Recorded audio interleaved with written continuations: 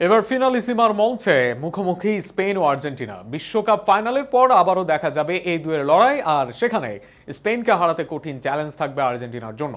বিশেষ করে স্পেনের বিপক্ষে 5টি চ্যালেঞ্জ থাকবে আলবিসেলেস্তাদের। সেই চ্যালেঞ্জ জিততে পারলেই আসবে সম্ভাব্য সাফল্য। সেই চ্যালেঞ্জ নিয়ে থাকছে প্রতিবেদন।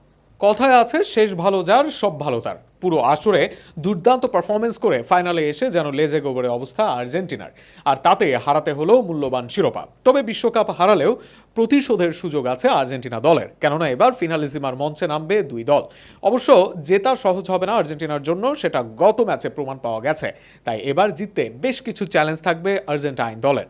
মূলত 5 চ্যালেঞ্জ থাকবে স্ক্যালোনির দলের, যেসব চ্যালেঞ্জে উতরাতে পারলেই আসবে জয়। প্রথম চ্যালেঞ্জ আসবে মিডফিল্ড ব্যাটেলে।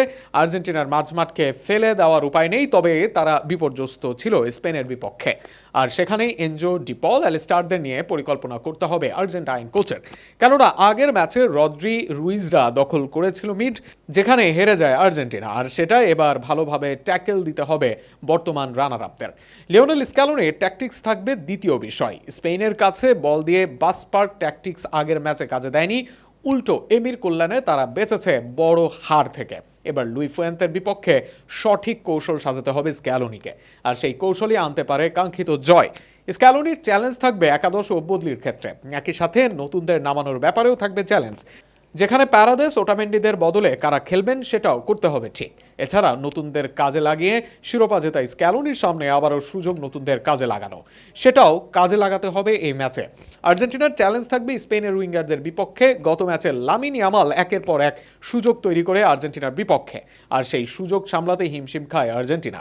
আগামী ম্যাচে লামিনকে বা ফুলব্যাকদের ঠিকভাবে সামলাতে না পারলে ফলাফলের পরিবর্তনের নেই তেমন সম্ভাবনা। সর্বশেষ চ্যালেঞ্জ থাকবে আর্জেন্টিনার কাউন্টার অ্যাটাকে। সর্বশেষ ম্যাচে বাস পার্ক করেও মেসি, গঞ্জালেস, সিমিওনেরা কিছু সুযোগ পেয়েছিলেন, তবে সিদ্ধান্তহীনতার জন্য সেই সুযোগ কাজে লাগাতে পারেননি তারা। পরের ম্যাচে একই ভুল করতে চাইবে না আর্জেন্টিনা, আর সেটাই গড়ে দিতে পারে ম্যাচের ব্যবধান। সব মিলিয়ে ফিনালিসিমায় এই 5 চ্যালেঞ্জ থাকবে আর্জেন্টিনার। এবার দেখা যাক সেই চ্যালেঞ্জে কতটা সফল হয় মেসির দল।